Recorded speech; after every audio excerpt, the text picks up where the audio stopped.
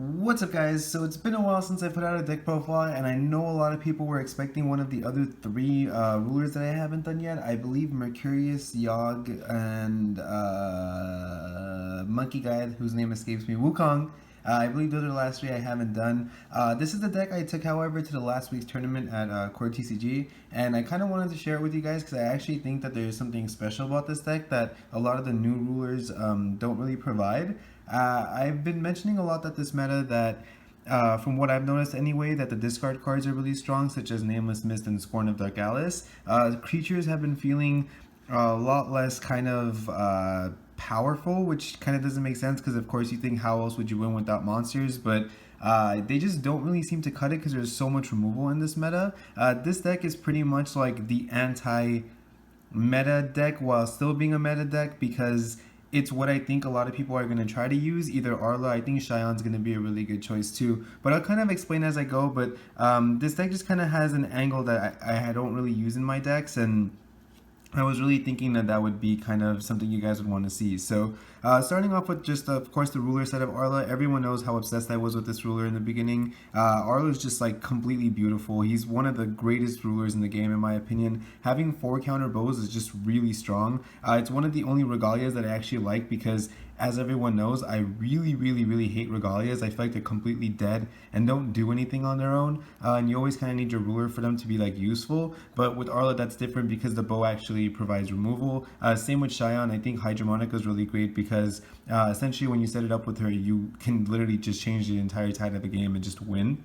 The ruler side just buffs flyers by paying 2 white to give them +2/+2. It actually does come in handy. It's just not something that you have to worry about too much. But there's been plenty of times where if I have the open mana, I'll use it. On the J ruler side, you have flying, which is very important because this is like one of your main sources of getting damage in, so it's really important to be able to swing with a flyer. The first effect is when it enters the field, you search an angel from your deck, also very important in this deck.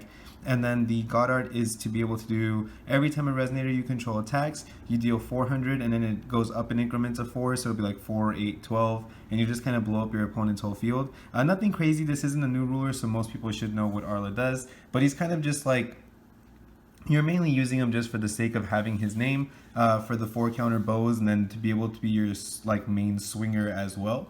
For the stone lineup, I'm running 4 rulers Memoria, of course. This is one of the only decks, like I said, other than maybe Shion, that I think that this is actually good in. I don't like people playing a bunch of Regalias in order to have this stone in like any other deck just because the Regalias don't provide too much advantage. They just feel kind of clunky and gross, and if they deal with your hand and you only have Regalias in the field, nothing really changes. I don't like Regalias in Featsing too. She's kind of okay in Turbo Gwyber because you get free tokens, but it just, I don't know, I've never liked it in any deck other than the ones that can gain a lot of advantage.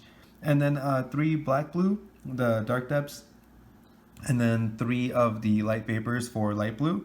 I wanted to have the light, of course, for Arla and the Angels. I wanted to have the black because I think Space-Time Anomaly is really important. That's also why all of the blue is still here. And then I still wanted to have main deck Heras. I think a lot of people are kind of going towards Heavenly Gust, which I think is the better option technically, because you do get to blow up your opponent's like entire Regalia field. That's actually one of the weaknesses that this deck has, but against the deck that I know, excuse me for my voice, by the way, I'm like sick yet again. This happens like so frequently with me, but I don't know what it is. Like, there it goes again, excuse me.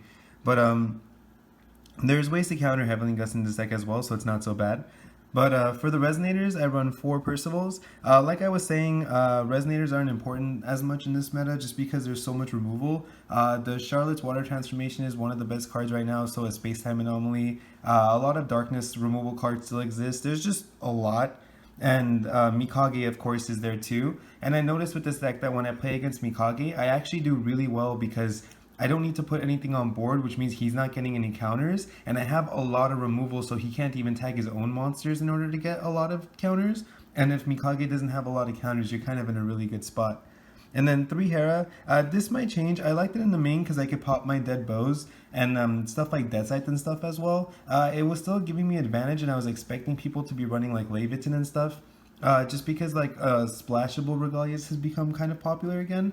But if you wanted to switch this out with something else, you can. I did really like it because I was expecting a lot more stuff like Shion and whatnot, but We'll have to see. This might stay, might go into the side, but definitely didn't hurt me in any way.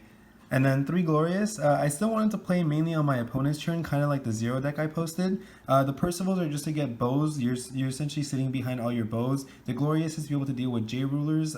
It's also possible just to kill, like, do simple 2-for-1 plays where, you know, they attack with the Gwyber in like a Turbo Freezing deck. You take the 12, they attack with something small like a Tama, and then you summon the Glorious, blocking the Tama, blowing up the Gwyber. Just typical 2-for-1 plays. I actually had a lot of situations too where I had a lot of Rulers Memoria open, and I could pay the red to pump them up, which is really nice. Because normally without Melfi in the decks I've been running, I haven't had any red, so I've only had Melfi to buff this like once on my draw before I recover. So it was nice to actually be able to do that often. And then the 1 Bedivere, I actually like this a lot because it was able to deal with Tatianas and Gwybers, and I played against Turbo Feetsing. It was also searchable with Perceval if I got to see it in the top 5, so it wasn't actually like dead in any way. There was never a situation where I had one of these and wasn't able to use it. So for now, I kind of like it. I wouldn't want to take it out. The 3 Celestial Wing Seraph, searchable by Arla. It's one of the... I normally don't like playing cards like this if you don't have any ramp, because 5 seems like a really late card. But with the 3 Celestials and the 3 Lucifers, that's like all of my Resonators. And if you like don't really count the Percevals because they're just like the 1-drops that get you more cards, this is essentially a very, very low creature deck. The Celestials and stuff are just to help me push for damage if they deal with Arla. But essentially, there's just... this deck plays in a really strange way. Like, every single time I played, I would have, for example, like a bunch of my bows on the field, because I do run 4 of these.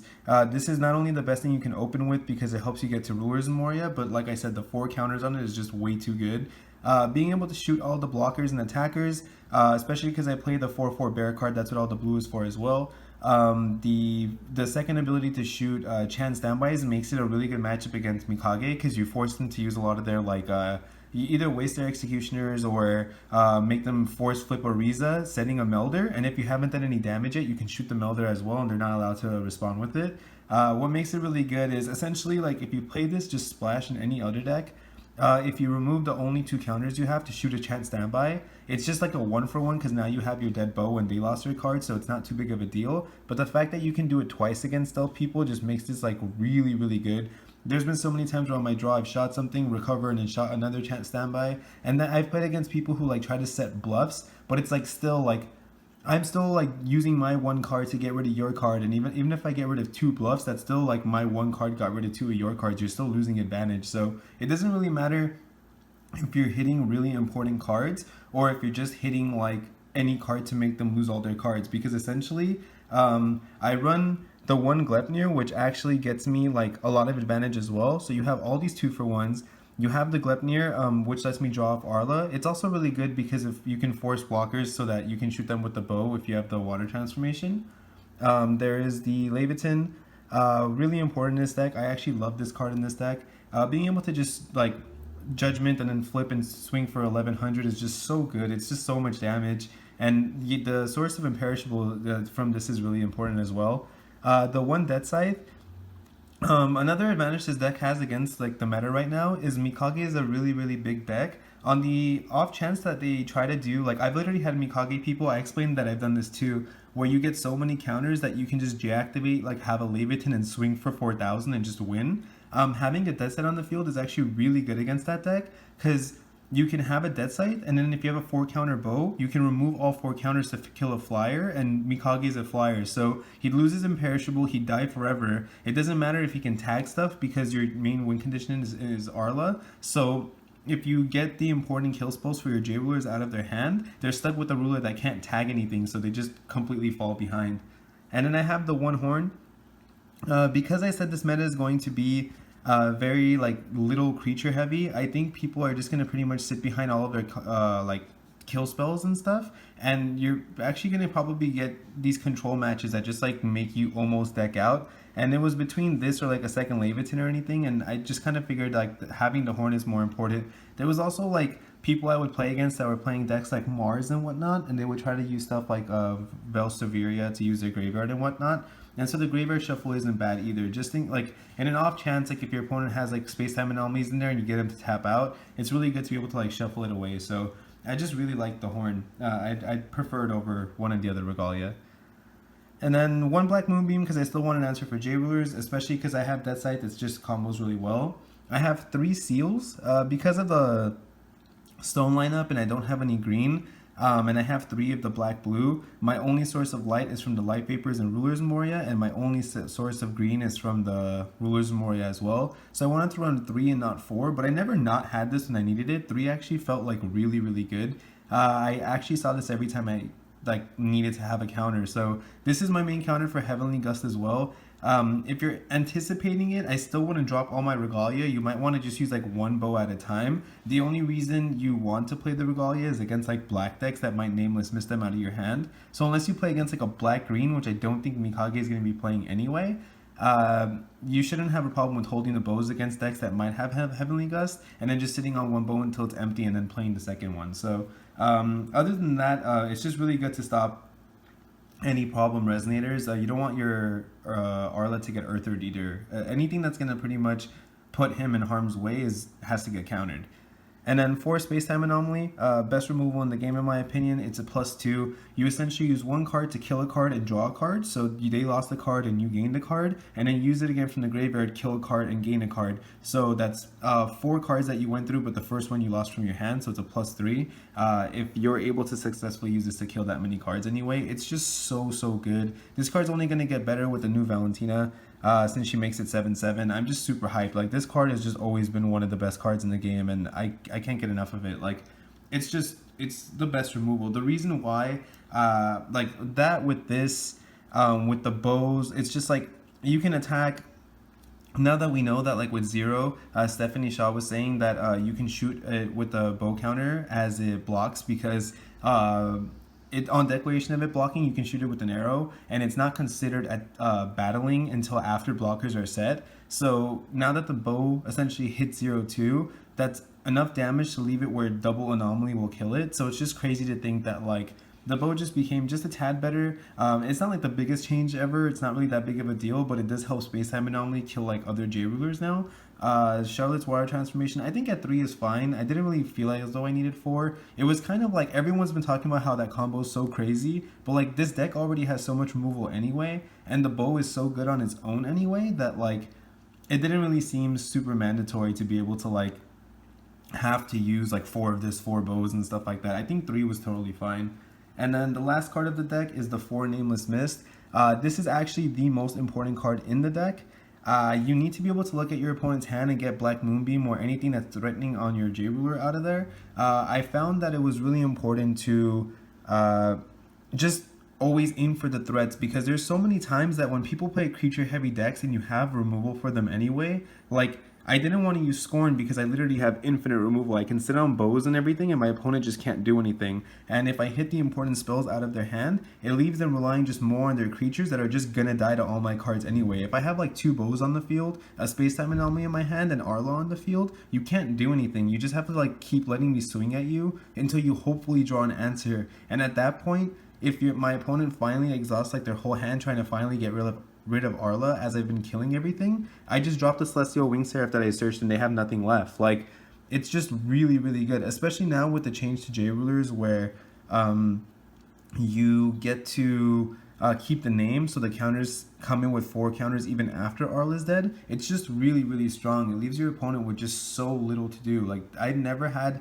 like this much fun playing Arla before. He's always been really like quick and really control-y because of being able to sit on bows, but there's just something about the way the meta has shaped up now that just makes it so much better. People pretty much expect to win easily with stealth. They expect to win easily with rush. There's just so much that people are trying to do right now, not realizing how powerful these cards are and how less important it is to run decks with very minimal monsters, that it's really easy to like completely flip the tables and be able to just use your J-Ruler to win again, even though there's been so much J-Ruler hate lately. So as long as you play it right and you get the threats out with Nameless Mist, Arla should be enough to just completely solo your opponent, and being able to like even use stuff like Perceval to keep him alive against stuff like Earther and stuff just makes it so strong. Like, your only problem card is Black Moonbeam, and Nameless Mist can get that out of their hand. Most people only play 1 to 2, and like the chances of them drawing it after you've gotten 1 out of their hand is just really little. I never had a problem with getting rid of any of my opponent's cards, even against Space-Time Anomaly. Like,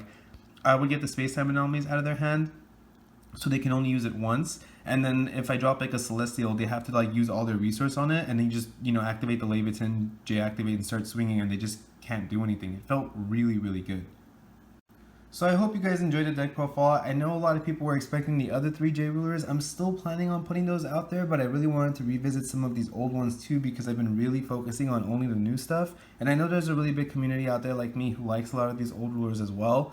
Wukong has just been really difficult for me to work on. Yogg is most likely going to have stealth, so I've been kind of slowing up on it because I don't think it's going to look too different from my Mikage list. Essentially, the pattern he has to just attack your opponent's hand and then be able to deal with the field on his own is kind of the same. It just seems like I'm most likely going to use stealth with that, so a lot of people have kind of already seen it. They can kind of assume what the deck list would look like, so I'm not in too rush to put Yogg out there. Wukong is really, really hard because I just couldn't think of anything that worked really well, but I'm still working on it. I might have some ideas, and I actually played His and Mercurius a bit, so she might be the next one. But other than that, there might be a Xion list coming before all that too, because I actually think Xion's going to be really important. There's just something about her being able to tutor out like certain cards from the top of your deck. I guess like one thing I didn't mention is the one thing that's nice about this is because there's so much hand control, dropping all your Regalias leaves you in a really safe spot as long as you're not getting heavily gusted. And Xion kind of has that tutor to her as well. Like if they attack her hand but she has all of our Hydromonicas and stuff on the field, it doesn't really do anything because at any point she could like J-activate and put like a Celestial or a hook into field, and it just makes it so that a lot of what makes the meta really good right now doesn't affect her, and she could just sit there and not care because she knows she's going to just flip the tide right away. So that's kind of why I'm excited for Xion. She feels kind of like anti the meta as well. So we'll see how it goes. I'll see what I'm going to be posting next time. I'll probably just keep you guys updated on Facebook, but either or. If you guys did like the deck profile though, if you kind of like the older rulers, let me know. I'll be bringing more of them if you guys are really excited for them. If you haven't subscribed yet, please do, because it makes the videos come straight to you, and it's really helpful for me as well. And I will definitely catch you guys next time.